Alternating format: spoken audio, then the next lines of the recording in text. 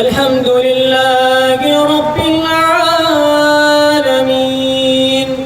अर्रहमानिर रहीम मालिकि यौमिद्दीन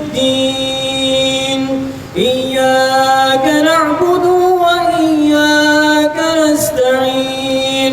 इहदिनस सिरातल मुस्तकीम सिरातल लज़ीना अनअमता अलैहिम गैरिल मग़्दूबि अलैहिम वलद्दाल्लीन आमीन। या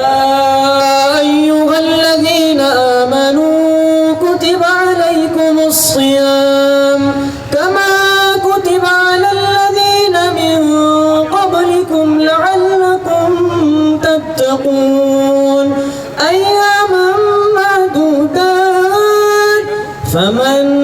कान मिनकुम मरीज़न أو على سفر فعدة من أيام أخر وعلى الذين يطيقونه فدية طعام مسكين فمن تطوع خيرا فهو خير له وأن تصوموا خير لكم إن كنتم تعلمون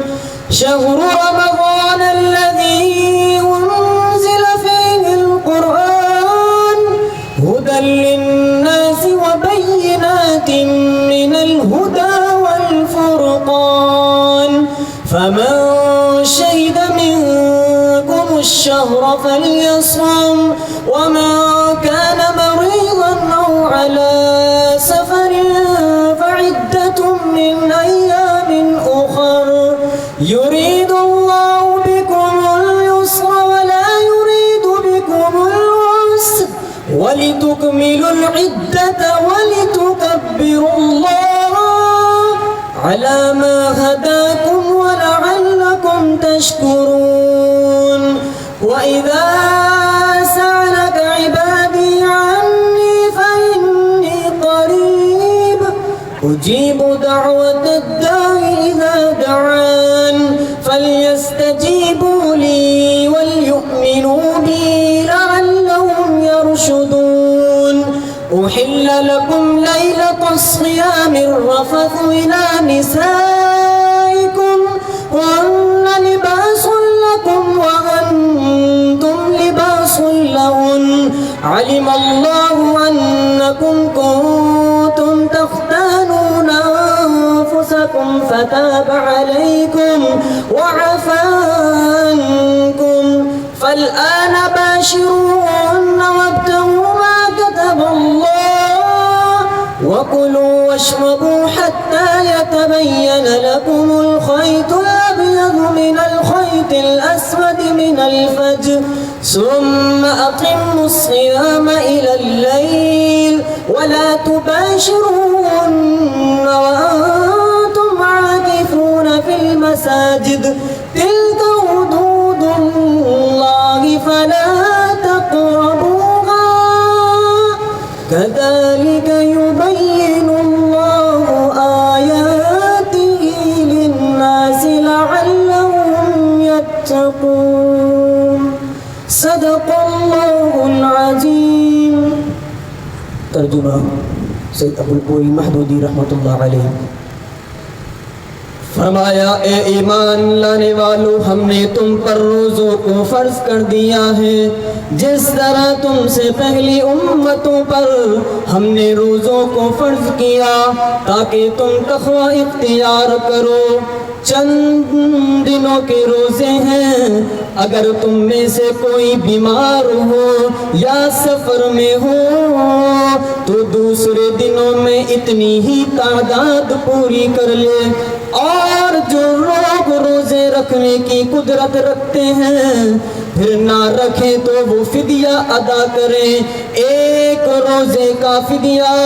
ایک مسکین کو کھانا کھلانا ہے، اور جو اپنی خوشی سے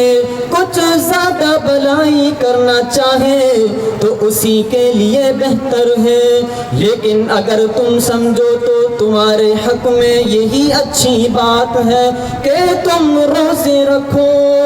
فرمایا رمضان المبارک کا وہ مہینہ ہے جس میں اللہ نے قرآن کو نازل کیا،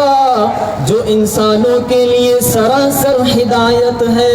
اور ایسی واضح تعلیمات پر مشتمل ہے جو راہ راست دکھانے والی، حق اور باطل کا فرق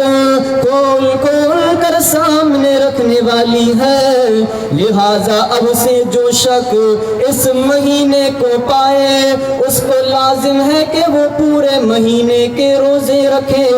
اور جو کوئی مریض ہو یا سفر میں ہو تو وہ دوسرے دنوں میں روزوں کی تعداد پوری کرے۔ اللہ تبارک و تعالی تمہارے ساتھ نرمی کرنا چاہتے ہیں، سختی کرنا نہیں چاہتے، اسی لیے یہ طریقہ تمہیں بتایا جا رہا ہے تاکہ تم روزوں کی تعداد پوری کر سکو۔ اور جس ہدایت سے اللہ تبارک و تعالی نے تمہیں نوازا ہے اس پر اللہ کی کبریائی، اللہ کی بڑائی اظہار اور اس کا شکر ادا کرو۔ اور فرمایا اے میرے نبی، کائنات کے امام جناب محمد رسول اللہ، اے نبی میرے بندے اگر تم سے میرے متعلق پوچھیں تو بتا دو کہ میں ان سے قریب ہوں۔ پکارنے والا جب مجھے پکارتا ہے میں اس کی پکار کو سنتا ہوں اور جواب دیتا ہوں، لہذا انہیں چاہیے کہ میری دعوت پر لبیک کہیں اور مجھ پر ایمان لائیں، شاید شہید یہی وہ راہ راست ہے۔ اللہ تعالیٰ سے دعا ہے کہ وہ اللہ تعالیٰ ہم سب کو قرآن و حدیث کے مطابق عمل کرنے کی توفیق عطا فرمائے۔ وعلیکم السلام۔